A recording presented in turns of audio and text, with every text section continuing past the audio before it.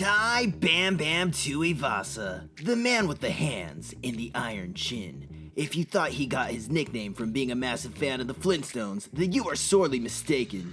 And if you don't know who the Flintstones are, then my age is definitely showing. Welcome to today's episode where we take a deep dive and closer look at the personal life of Tai Tuivasa and see how exactly he went from troubled Aussie youth to UFC success story. If you enjoy these mini documentaries, please consider subscribing. And without further ado, let's get started.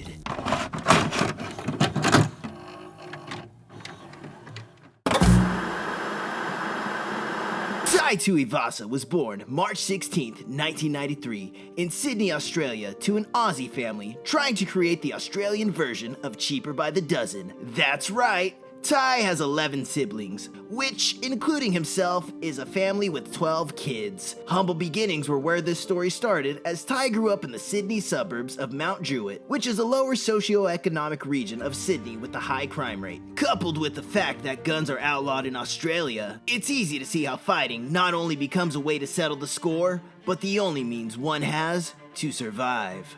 A young Tuivasa had a knack for getting into street fights, and he was a natural at them. This scrapping in the streets developed the base of his brawler-style fighting we see him put on full display in the octagon today. Despite being a hefty fellow, Bam Bam always had a love for being physically active in the realm of athleticism. His first love was for rugby, and the kid had a natural talent for it, pursuing it to the point of signing with the National Rugby League club, the Sydney Roosters. This seemed like the perfect opportunity to give Tai a better life and an escape card for his tough life scrapping on the streets. But playing rugby on a professional level ended up being a grass is greener on the other side scenario for Tuivasa. For starters, he had a level of aggression that wasn't suited for rugby. Of course, rugby is a physical sport, but Bam Bam was overly excited and overly down to brawl if the situation in-game called for it. He also wasn't a fan of the authority the coaches and team staff have over the players. To put it in his words, sucking up coaches' asses, that's not me. Tai also quickly discovered that he had a gambling addiction while traveling with his team. One night while out on the town, Bam Bam pissed away 20 grand at the poker table, completely convinced he would leave the casino a millionaire. He left the casino hours later with zero cash to his name. He wasn't even able to get himself a cab home that night. Gambling addiction had just knocked out Tai, and he didn't like the way it felt. Reality got the best of Bam Bam, and he knew if he continued down this path, he would be ruining his life.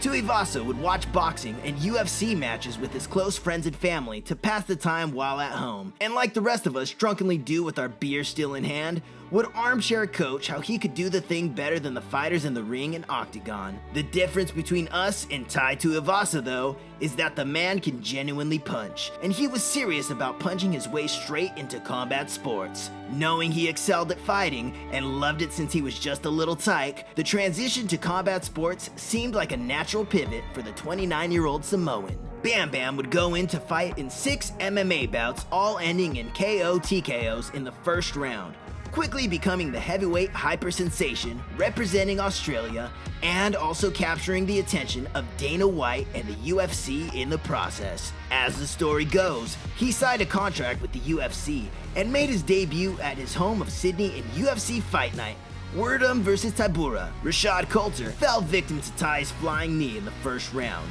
and this was enough to seal a knockout and earn the Performance of the Night award. Not bad for a UFC debut. Tai would go on to face Cyril Asker and once again end the fight in the first round via way of TKO. This fight would also be the birth of a signature Tai Tuivasa move. After defeating Cyril, Tai went outside the octagon and took a shoey. What's a shoey, you ask? A shoey is an old Australian tradition where the boldest of men empty a beer or alcoholic beverage of choice into a shoe. After the beverage settles, the brave soul drinks the combination of alcohol and sweat and pretends they love it because, let's be real, disgusting.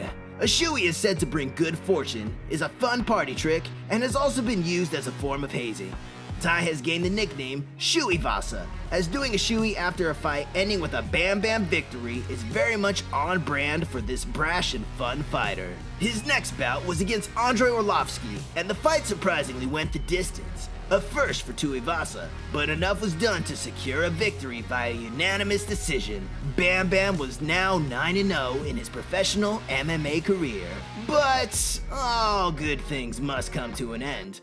Unless you're Khabib, but that's a different video for a different day. Tai would taste his first career failure as he was defeated during the main event by means of TKO by fellow heavyweight Junior Dos Santos. This would be followed by another 2 losses and his professional fighting career on the line leading into UFC 254. Tai was scheduled as the showcase prelim bout versus Stefan Struve, knowing that the UFC promotion doesn't have much sympathy for fighters who are on a continual losing streak. Tuivasa went all in on his training camp. Recruiting the help of Daniel Cormier to work on his wrestling, Tai showed up to fight with an improved arsenal of weaponry and a slimmer body to get the job done. And Tai, being the showman he is, took down Stefan like this.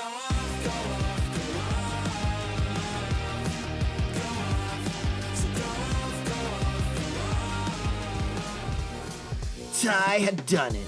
By sheer will and determination, he was able to prove the UFC shouldn't part ways with him quite yet, earning a new contract in the process. Bam Bam would steamroll his way into a 5-win streak with knockouts against Harry Hunsucker, Greg Hardy, Augusto Sakai, and concluding with a solid knockout via elbow on number 3 ranked Derek Lewis. This was enough to buy Tai some serious credibility in the heavyweight division and catapult him to take over as the number 3 ranked heavyweight. With nowhere to go but up, Tai shot for the stars and secured a match with Ciryl Gane. Gane gladly accepted the fight and made it apparent that he would defeat Tuivasa, not only because he was the better fighter, but also because it was the UFC's first event to take place in Gane's home turf of Paris, France. With a valiant effort, Tai went to war with Ciryl, but ultimately fitness and skill were the deciding factors in this one. Tuivasa seems to like blows to the face as they don't seem to face him in the slightest. One can't help but wonder how much better he would be if he improved his defense. Tai has a tendency to keep his hands low and his face within reach of a strike. A very memorable moment for Tai in this fight was when he got hit and fainted like he was stunned, only to throw a home run overhand at Gane as he edged in. Unfortunately, his home run swing was a strikeout, but you could see that it was the type of blow that would have ended the match or at least sent Ciryl to another dimension. Tai was also able to knock down Ciryl Gane, a first for Gane in his professional fighting career. But ultimately, this was not enough to secure the win, and it was Gane's persistent torso kicks that knocked Tai enough off his game for Ciryl to finish him off. A crushing defeat. But when going against the number 1 ranked fighter in the division, wins won't be handed to you on a silver platter. Which brings us to today, a version of Bam Bam who has tasted what the best in his division has to offer. He has since acknowledged that Gane was the better fighter, and because of this, has returned to the drawing board to continue improving his technique and game where he sees weaknesses. The Samoan Aussie better stay sharp against his next opponent, Sergey Pavlovich. Pavlovich comes into the fight with only 1 career loss and will give Tuivasa another taste of what the top dogs in this weight class have to offer. All pressure will be on Tai to bring home the W as he goes into this bout as an underdog. Tai's story is not complete, but it's been a fun ride to watch thus far. Everyone in Australia is patiently waiting to see their hometown hero bring back some UFC glory. I say we all toast to Bam Bam with a shoey and give gratitude to him for allowing us to follow along on his journey. This is the Athlete Academy. Thanks for watching.